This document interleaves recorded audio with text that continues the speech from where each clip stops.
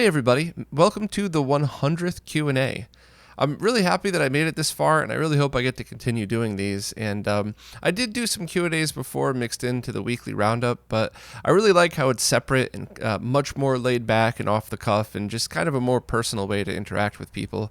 And I've been told by a bunch of supporters that even though they may not participate in all of them, that some people really enjoy just listening, just having something to kick back and listen to nerd talk, and I guess occasionally guitar and beer talk or whatever else. But thank you all so much for making this happen. I'm going to continue to do these as long as I possibly can, as well as, of course, try to continue working on RetroRGB as long as I possibly can.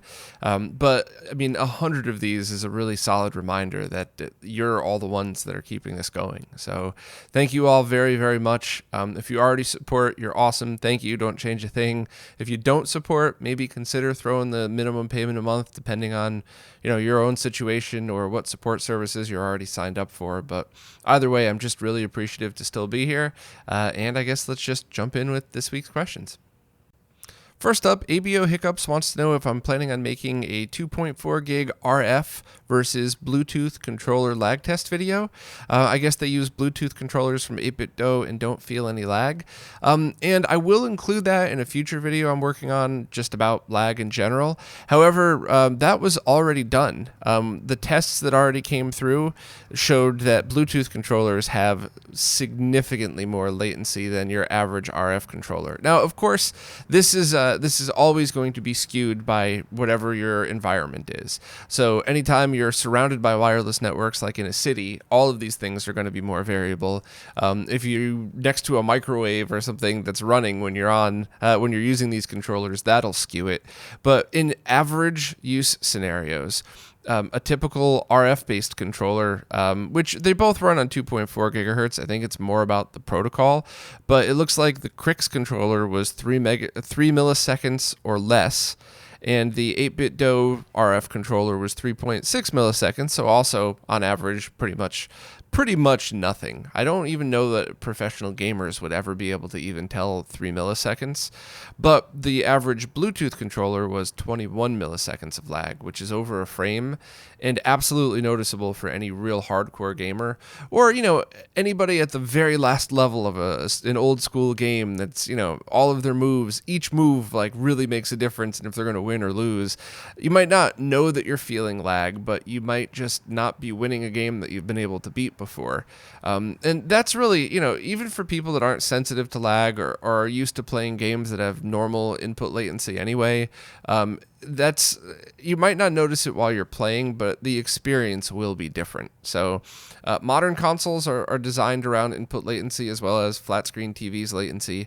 So I generally love to use my 8BitDo Bluetooth controller with my Switch, and even with my PC. I played through Ori and the Will of the Wisps on my laptop via my TV the other day, and I used that controller as well, and I feel like there was some latency there. I just don't know where in the chain it was, but either way, I'm not complaining. It's really only when you take a console that was designed with a wired controller with pretty much zero input latency from the controller to the console, and then of course on the opposite end of that, it's getting output to a CRT that takes 0 milliseconds to go from the back of the console to the top left of the CRT.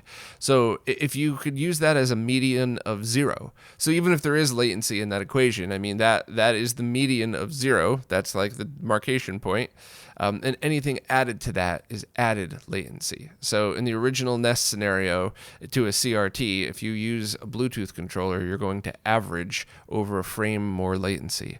So I'll include all of that in the video. I don't know when I'm going to get around to that. There's a long list of stuff I really, not only do I kind of have to do it, I really want to do first, so that a lot more of these videos will start to make sense. Because one problem that I have is that I'd love to push pause on life, get a series of videos out that are really high quality and explain a bunch of stuff, and then continue to release the stuff I've already been releasing. Because I'm working on another scope video, and luckily, there's been stuff that Steve from HD Retrovision and I have done before that allow you to get familiarized with using an oscilloscope, but it would be great if there was like a separate video series rather than just next week or the week after, depending when I finish it. You're just going to get a video on, hey, we're testing this thing on a scope. So it's the same thing with lag. I would have loved to have had a fully descriptive lag video available. And that way, every time I do these things like show clips of the time sleuth or show my slow motion camera, people will understand what they're looking at. And I think that would also help calm down some of the misinformation. I still have a legion of trolls that come after me saying that somehow my measurements are wrong when I test those, like the pound cables or that scaler that's SCART to HDMI that was designed for video signals, not video game signals. I think a lot of people don't mean to troll. They just don't understand what I'm doing and don't take the time to figure it out. So instead, there's a couple people that follow me on every video and troll me because of that. I've left all the tools and information out there for people to be able to verify and measure themselves. Same thing with controller latency, just like in this article. But overall, I think I need a video that covers it start to finish. What is lag? How do you test lag? And go from there. And I think that would really stop the flow of misinformation about these things and maybe even be entertaining to watch. So that was a very long answer to your question. Am I planning on making a video on this? Not directly on Bluetooth versus RF, but that'll be included in a much wider scope video. Joshua Boyd wanted to add to a conversation about what happens if you get liquid in your electronics. And Josh said they're not a professional, but when they get strange liquids in electronics, after unplugging, removing the battery, etc., they flush the affected area with IPA, isopropyl alcohol, figuring this is better than just letting it dry normally, because letting it dry normally might leave harmful residue or be causing damage until it dries. IP is electronics safe, then will dry very quickly.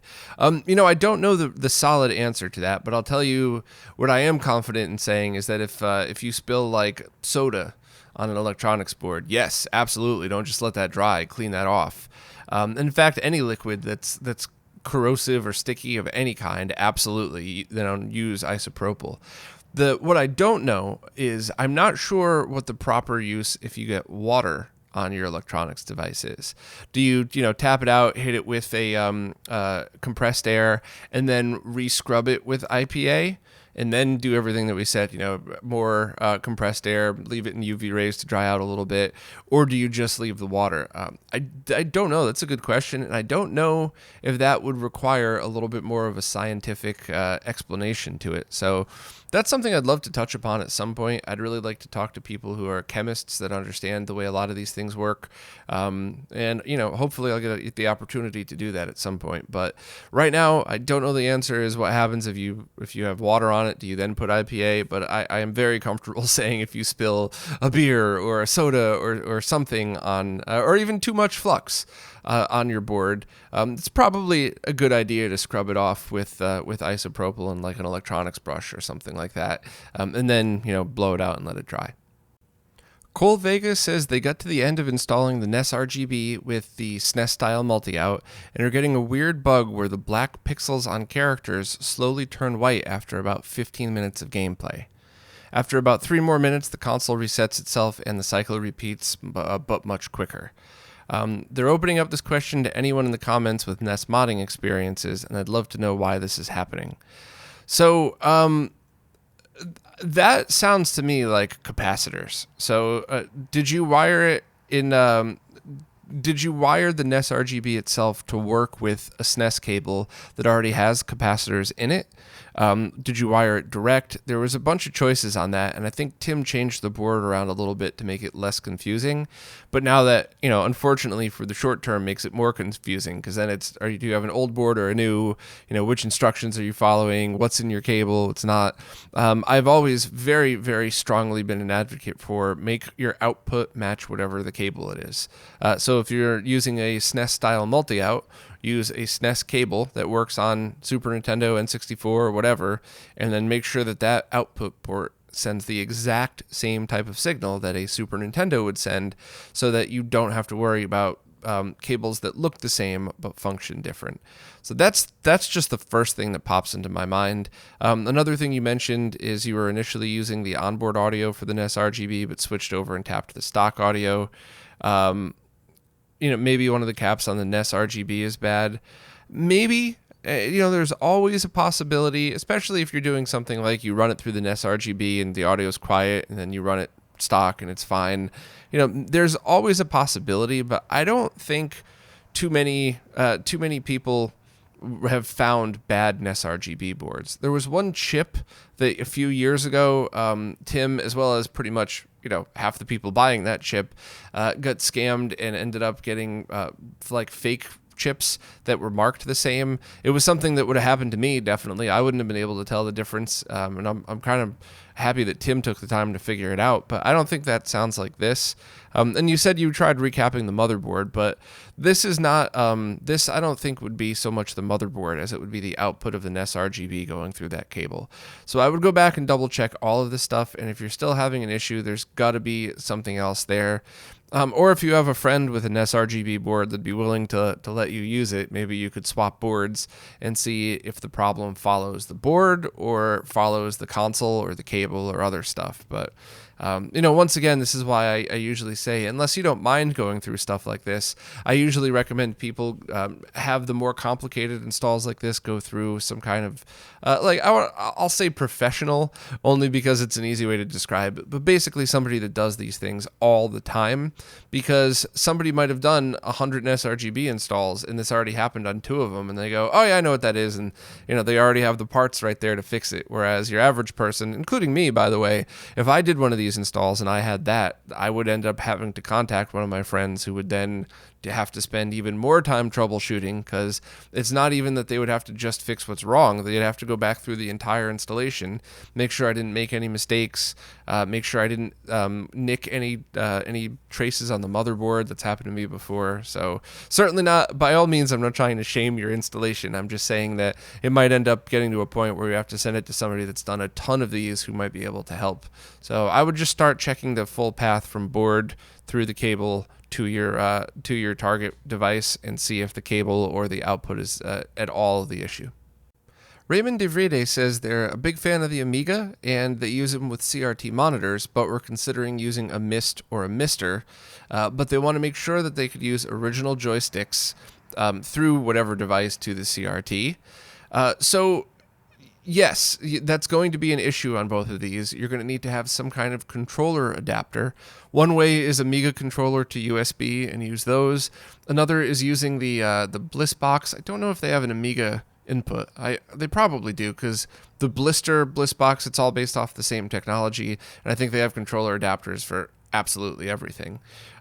So I think I would just look into what's the best way to get Amiga controllers through either platform.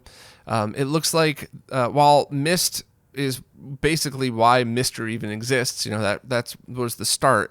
It seems to be that MiSTer is the evolution of that, and it's what a lot more people seem to be supporting. So no disrespect at all for anybody that worked on the MiST project. I'm just saying, if you have to choose now, I would go with a platform that a lot of people are supporting and really have been using. So my suggestion to you would be to look into getting a MiSTer, but check first before you start buying parts, how is the best way to adapt the controllers that you want to adapt to the MiST platform, or MiSTer platform. I wish they had easier names for this stuff, but yeah, I think I would just start there. My Retrofix recently acquired an NEC XM29 and an Extron 203 RXI, and is looking on how to connect all of those together, as well as a G-SCART switch. First of all, awesome monitor. Really, really happy you found one. Hope it's in great condition. I loved mine, and I really wish I didn't have to sell it. But I don't know why you would be using a 203 RXI in this scenario. The XM29, if I remember correctly, has both a VGA and BNC inputs. I could be wrong, it could be a different one, but even if it had just BNC inputs, I thought those had RGB HV as well. The 203 RXI would really just be for anybody who needed to either combine RGB HV to RGBS, or in very strange sync combining or really switching scenarios. I had a similar setup, but the way I used mine was I went from my SCART switch into the RXI, and since that's a 3-port switch, I also had 2 VGA things going into it as well, so I used it both as a switch and a sync combiner. I think because the G-SCART switch has sync regeneration, you should just be able to get a SCART to BNC cable and skip that altogether. Alternatively, you can get a SCART to VGA made from Retro Access. Just let them know the direction in which the signal's going. Tell them you're going to need, you're going from the G-SCART switch into the input of a 203 RXI. So that way they get the directions proper in the SCART cable and the VGA side of things. And then for the RXI to the monitor, you would just need BNC to BNC cables or VGA to BNC. Both are available from Monoprice, Amazon, pretty much anywhere. So if you want to just maybe respond in this week's show of why you would need to integrate the RXI, I could certainly go into detail about that. But if your scenario is simply G-SCART switch with 2 outputs, one to whatever else, let's say a scaler and a capture card, and another output to the XM29, I'm pretty sure you just need SCART to BNC cables and just use the G-SCART switch, the sync regeneration on that. But, let me know, and hopefully we can get that sorted. But definitely enjoy the monitor, and thanks for the well wishes. So far, so good. Staying healthy, staying out of trouble. Bad Reality wanted to know if the sync regeneration on the latest model G-SCART switch would help Sega Master System games on monitors that are not compatible. The answer is yes, but not PC Engine. I think we're still kind of analyzing what the deal with that is, and everybody just keeps getting sidetracked on other stuff. But yes, absolutely, it does fix Master System. And you asked for an example. There's already one in the, if you watch the XM or the BKM 129X video that I just posted, and you mentioned corresponding with that creator, you'll see the Master System games curved at the top, and the example of the difference is if you use sync regeneration, it just looks perfect. So not too much of an example to give. It either looks great with it on, or it looks all curved at the top, especially the top left area like that. So that's pretty much it. I'm in talks with a bunch of people about different ways to do sync regeneration to solve the compatibility with the A series BVMs as well as the DH series, like the one I showed in that video. And it's slow going. I think, respectfully, I think it's slow going because it's only those monitors that have the issue. Almost everything else works perfectly. So I think people who have very limited time might be spending that time on things that could help a wider range of people. But we're still on it. It's, something's going to give eventually.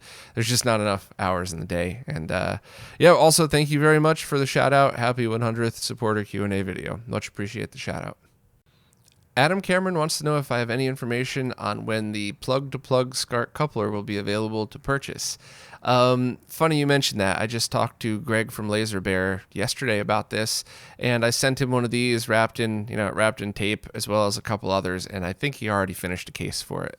So there was one last board revision that was 100% my fault that I screwed up. Once those boards come in, which I guess could be about a week or so, and once I get the cases from Greg just to make sure that everything still fits, I think that's, at the very least, I'm pretty sure this is going to be an open source design, so you could either then choose to have your own made, and I think there's one company that was interested in making a run of these.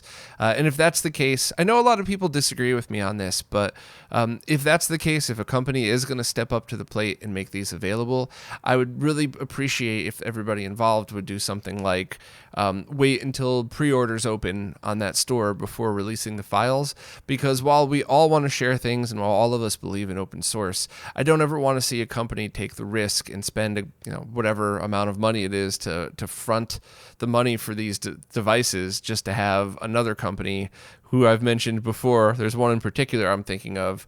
Grab this design, swoop in, and sell it beforehand. That's not something that we've really had to worry about a lot until last year. So I think to protect the people that are willing to take risks for us, I would prefer if at least pre-orders went on sale before the stuff was open sourced. But that part's not up to me. That part's up to whoever makes these designs, whoever posts them, and everything else. That's just my personal opinion on it.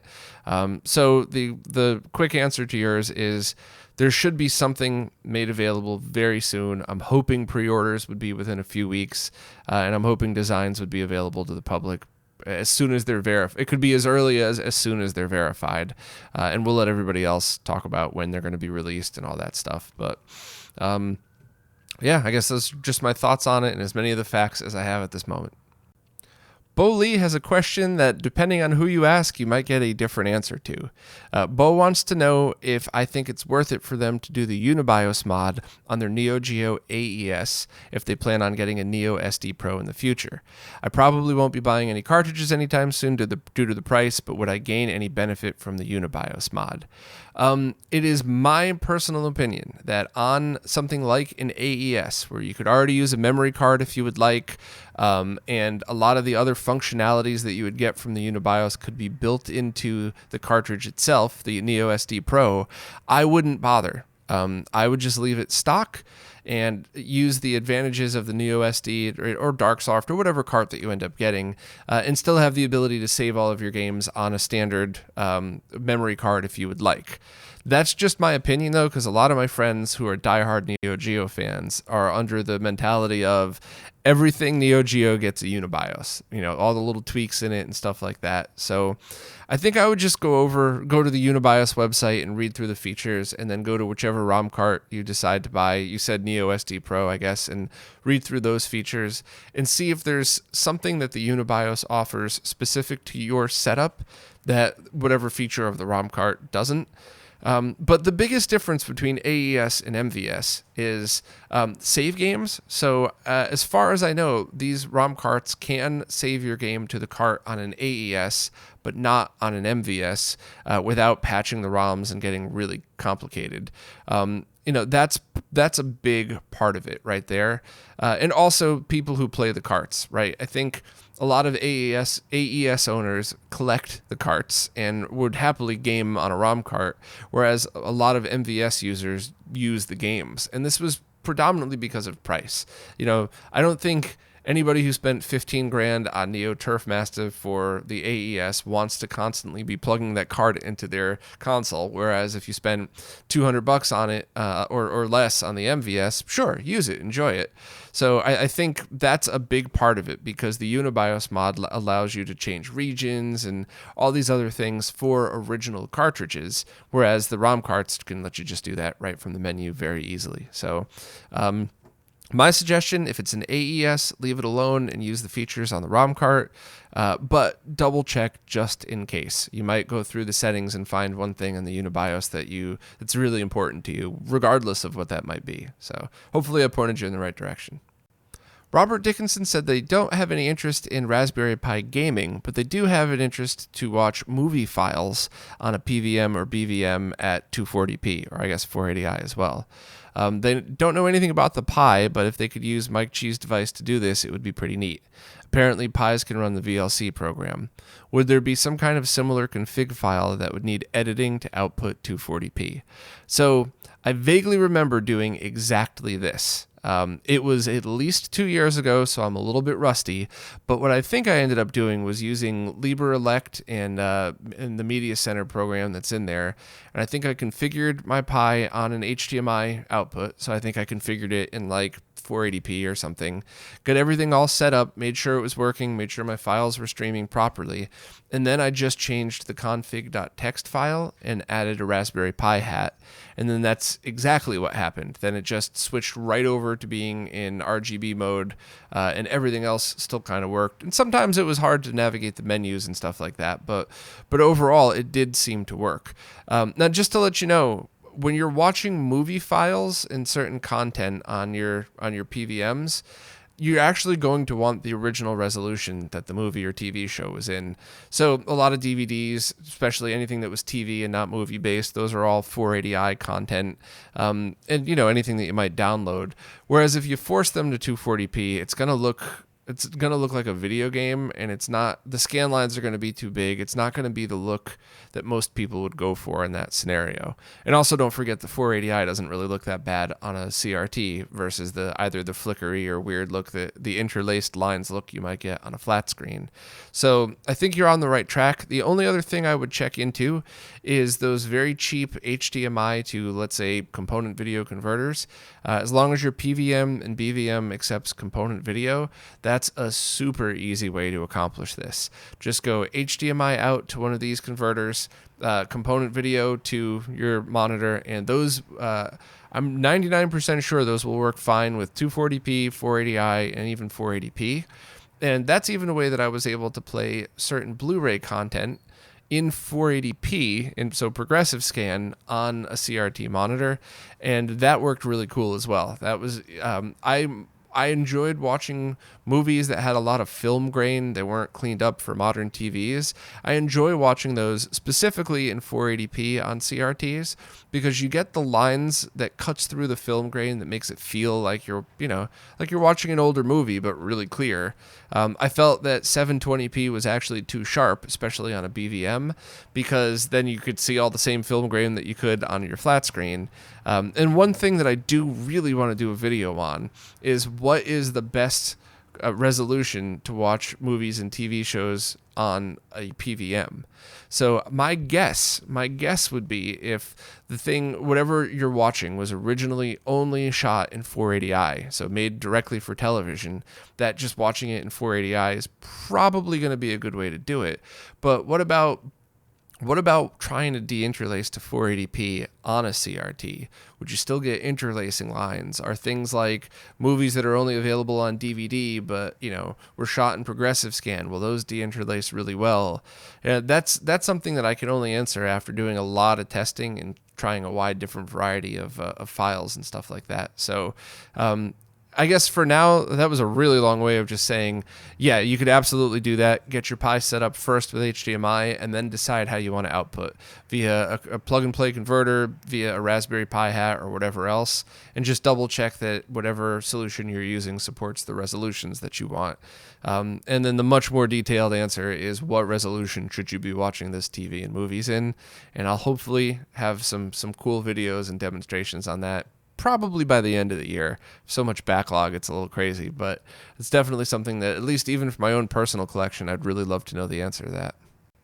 Spencer NB had a few different questions and some comments about graphic design work. So first, to answer the question, the current font that I use is Press Start 2Player. I don't know if that's a paid font, but if it is, I would have bought it 10 years ago, so I completely don't remember. But that's definitely what I use on anything that looks all 8-bitty like that. And your questions on graphic design work, you made some very awesome offers here. And I think what would really be beneficial is once the wiki kicks in, everybody taking a step back and seeing what we need. I really want the wiki to stand on its own. That's why I want to move all guides and super technical stuff off of RetroRGB onto it. So I definitely want it to look different than RetroRGB. And maybe that's the time to rebrand everything. So the wiki now has new logos and a new look. RetroRGB is, it's always going to look at least similar to that. It's going to look like a video game logo type of thing. But maybe we work on it then and work on colors for the website and all the stuff that I'm very terrible at. So yeah, I think with everything going on, the wiki is probably going to be delayed again, which stinks because, I have been looking very much forward to launching this, but I also want to wait until we could do it right. So that's I think when everybody's talents would really be appreciated. And as for other type of graphics and stuff like that, I have a bunch of thumbnails for my videos that are absolutely terrible. And I think if somebody were to go through all of my videos and just redo all of the thumbnails on some of the more important videos, or I guess if they're bored, just redo every thumbnail for everything other than the weeklies. I think that might generate more traffic and kind of bump things up a bit. Maybe even changing the titles and adding tags and stuff like that. I have no time for any of that. I really, really, really wish I did.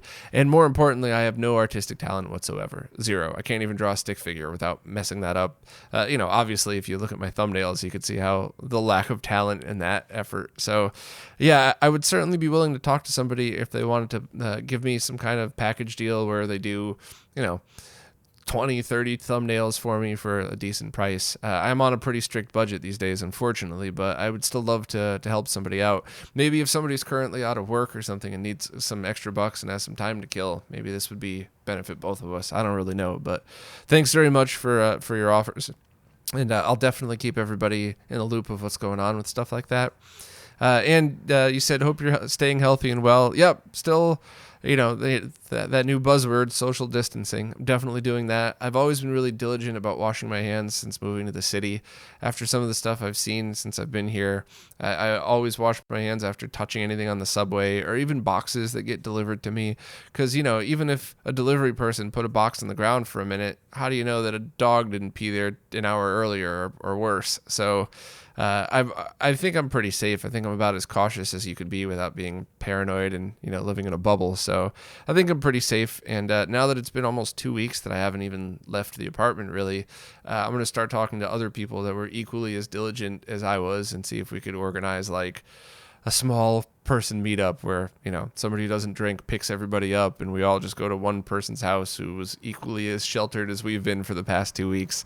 I don't know. That sounds like a lot of fun, and it's about as safe as you could possibly get. So a lot safer than what a lot of other people have been doing. So hopefully that's pretty much where we're going to be at for a little while. For me personally, I love being around my friends. And while doing stuff like this and live streams is all a lot of fun, it's nothing the same. Nothing feels the same as just hanging out and being with the people you really like. So hopefully we'll still figure out interesting ways to do this in the next month or so. But thanks very much for asking.